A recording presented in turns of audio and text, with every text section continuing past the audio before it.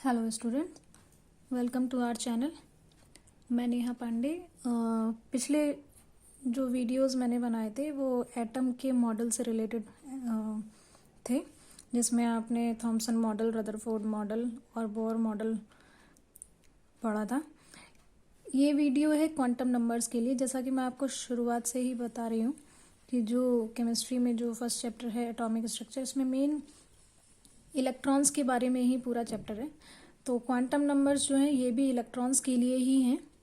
तो जैसा कि आप जानते हो कि सभी लोगों का एक एड्रेस होता है, तो एड्रेस में किस हाउस नंबर से बिलोंग करते हैं, किस गली से बिलोंग करते हैं, क्या डिस्ट्रिक्ट है, क्या स्टेट है, इस तरीके का जो पूरा एड्रेस होता है वो हमारी पूरी कंप्लीट इन्फॉर्मेशन देता है हमारा एड्रेस।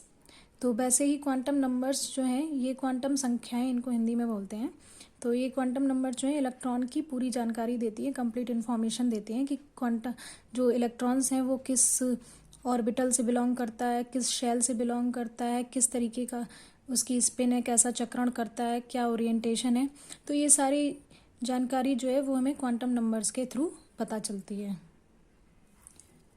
जैसा कि आप देख रहे हो कि डेफिनेशन में भी ये दिया हुआ है कि इलेक्ट्रॉन्स की जो एनर्जी है, शेप है, ओरिएंटेशन है, स्पिन है, ये सारी कंप्लीट इन्फॉर्मेशन हमें मिलती है क्वांटम नंबर्स के थ्रू।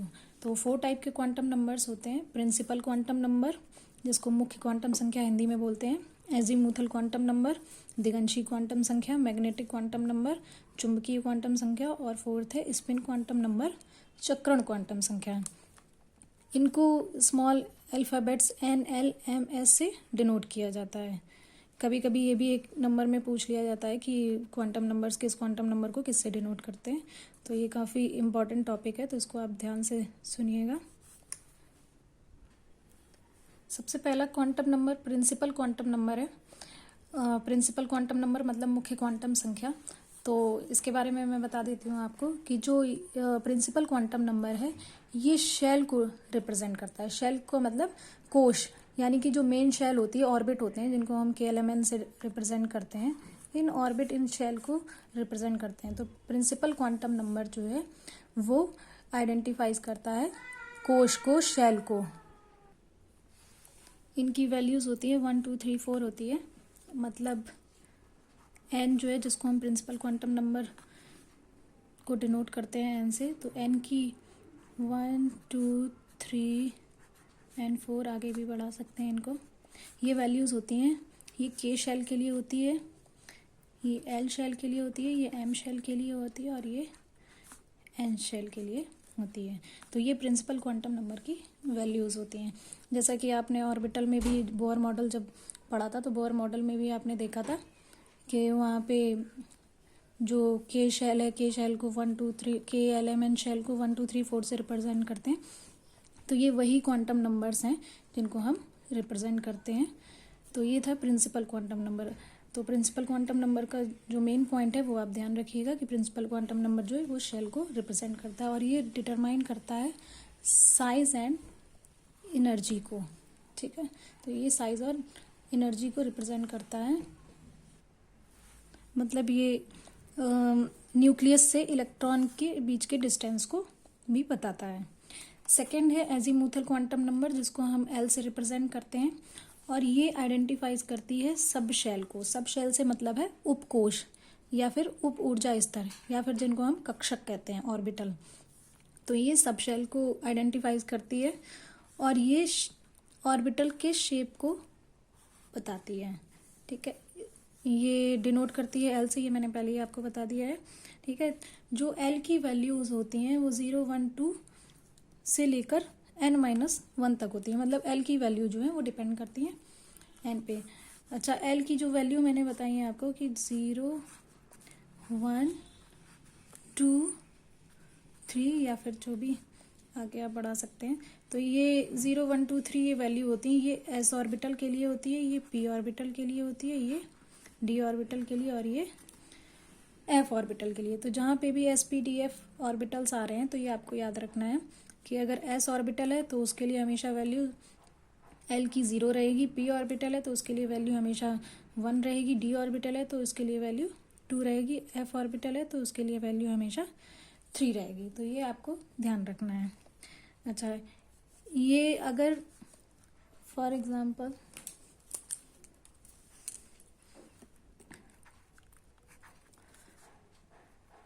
अगर n इज इक्वल टू 1 है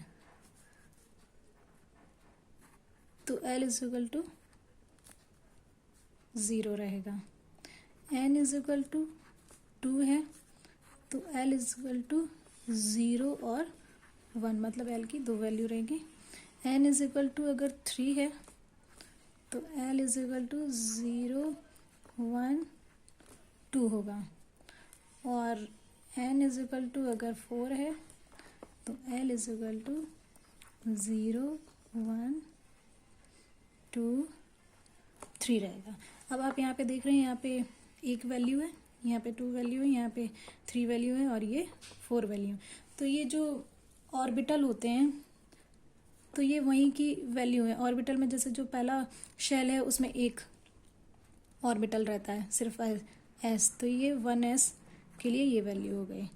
सेकंड जो ऑर्बिट है l शेल जिसमें 2 ऑर्बिटल होते हैं तो ये उसके लिए वैल्यू, ये 2s और 2p के लिए, ये 3s 3p एंड 3d के लिए, ये 4s 4p 4d और ये 4f के लिए ये वैल्यू है। ठीक है, तो जैसा कि पहले भी मैं बता ही चुकी हूँ आपको कि एस पी डी एफ की ये वैल्यू है। तो आप देख लीजिए, जहाँ जहाँ एस है वहाँ पे एस की वैल्यू 0 है, जहाँ पे पी है वहाँ पर वैल्यू जो है 1 है, और जहाँ पर डी है वहाँ पर वैल्यू 2 है, और जहाँ पर एफ है वहाँ पर वैल्यू 3 है। तो ये था एजीमुथल क्वांटम नंबर, जिसका मेन पॉइंट है कि ये आइडेंटिफाई करता है सब शेल को यानी कि उपकोश को और कक्षक के आकार को।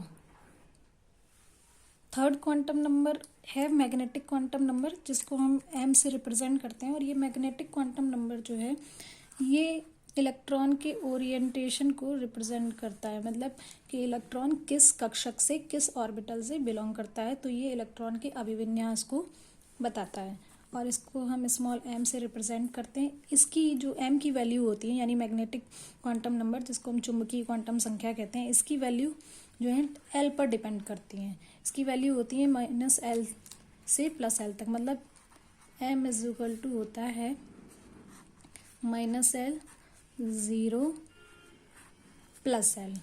तो इसके हिसाब से अगर l इज इक्वल टू 0 होगा तो m इज इक्वल टू भी 0 होगा।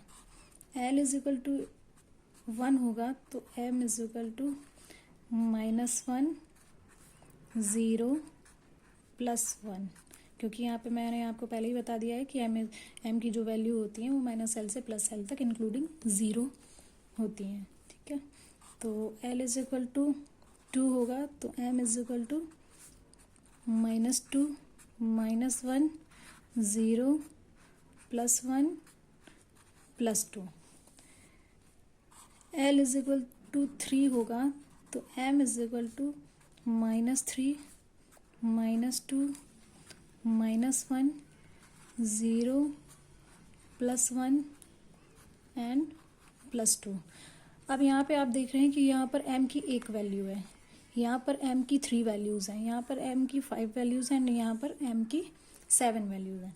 अब आपको पता है कि जो s ऑर्बिटल होता है उसमें हमेशा एक सबशेल होती है, तो ये एक सबशेल के लिए ये वैल्यू दी हुई है। जो p ऑर्बिटल होते हैं उनमें 3 होती हैं, तो ये 3 के लिए अलग अलग वैल्यू दी हुई है। जो d ऑर्बिटल होते हैं उनमें 5 सबशेल होती हैं, तो ये 5 के लिए अलग अलग वैल्यूज़ दी हुई हैं। और f ऑर्बिटल होता है उसके लिए 7, मतलब ये s ऑर्बिटल के लिए, ये p ऑर्बिटल के लिए,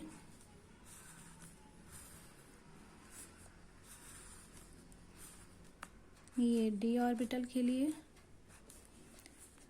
एंड ये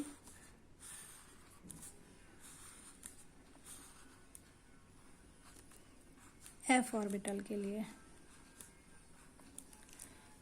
तो ये अलग अलग कक्षकों के लिए अलग अलग ऑर्बिटल्स के लिए ये वैल्यूज़ दी हुई हैं।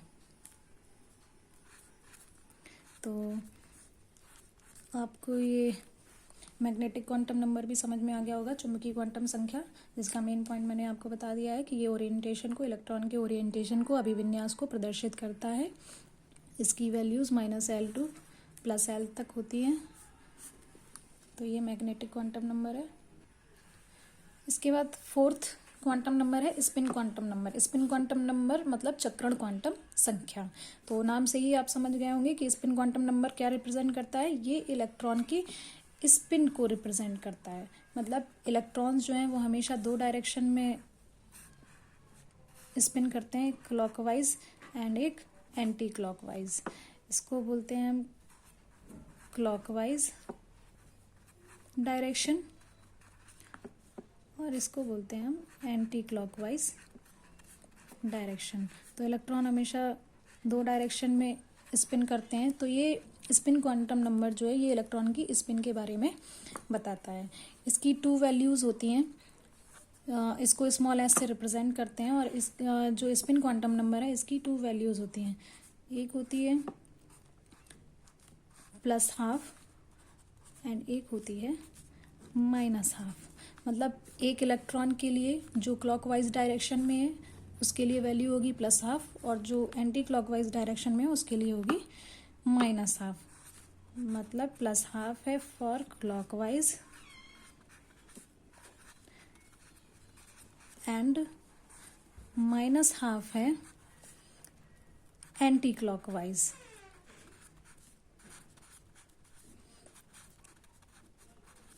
तो ये आपको मैंने चारों क्वांटम नंबर की वैल्यू बता दी है। चारों क्वांटम नंबर के बारे में भी मैंने आपको बता दिया है कि प्रिंसिपल क्वांटम नंबर शेल को रिप्रेजेंट करता है, azimuthal quantum number sub shell को रिप्रेजेंट करता है, मैग्नेटिक क्वांटम नंबर इलेक्ट्रॉन के ओरिएंटेशन को रिप्रेजेंट करती है और स्पिन क्वांटम नंबर जो है इलेक्ट्रॉन के स्पिन को, मतलब इलेक्ट्रॉन 2 टाइप से स्पिन करते हैं, क्लॉकवाइज और एंटी क्लॉकवाइज। तो स्पिन क्वांटम नंबर जो है इलेक्ट्रॉन की स्पिन को रिप्रेजेंट करती है।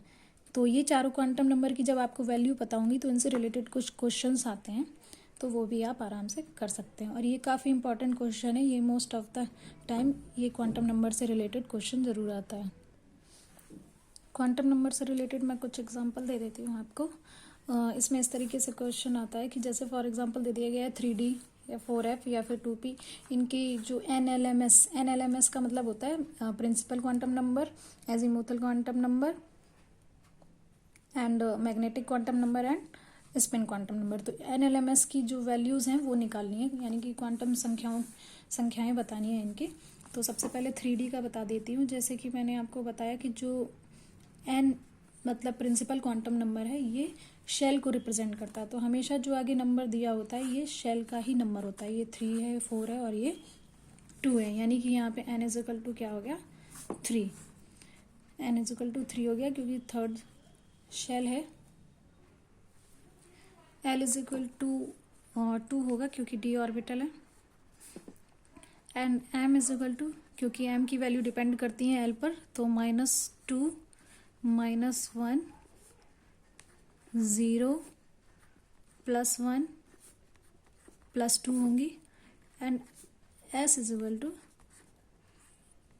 +1/2 एंड -1/2 रहेगी। यहाँ पे 4F के लिए n = 4 क्योंकि 4F दिया हुआ है। L = 3 क्योंकि d ऑर्बिटल है। एंड m = -3 से लेकर +3 तक जाएंगी, -3 -2 -1 0 +1 +2 +3 and s = +½ and -½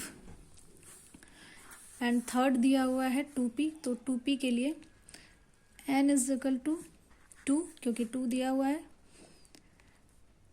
L = 1 p orbital है। And m = -1 0 +1 and s = +½ and -½ यहाँ पर क्योंकि कोई स्पेसिफाई इलेक्ट्रॉन नहीं दिया हुआ है इस वजह से m की वैल्यू और s की वैल्यू पूरी की पूरी सारी की सारी लिखी जाएंगी। लेकिन अगर कोई स्पेसिफाई इलेक्ट्रॉन दिया होता है तो फिर उसी की वैल्यू दी होती है। तो ये कुछ एग्जाम्पल थे, बाकी का मैं कुछ और भी बाद में एग्जाम्पल दे दूँगी आप लोगों को। आई होप आपको ये वीडियो समझ में आया होगा। Thank you.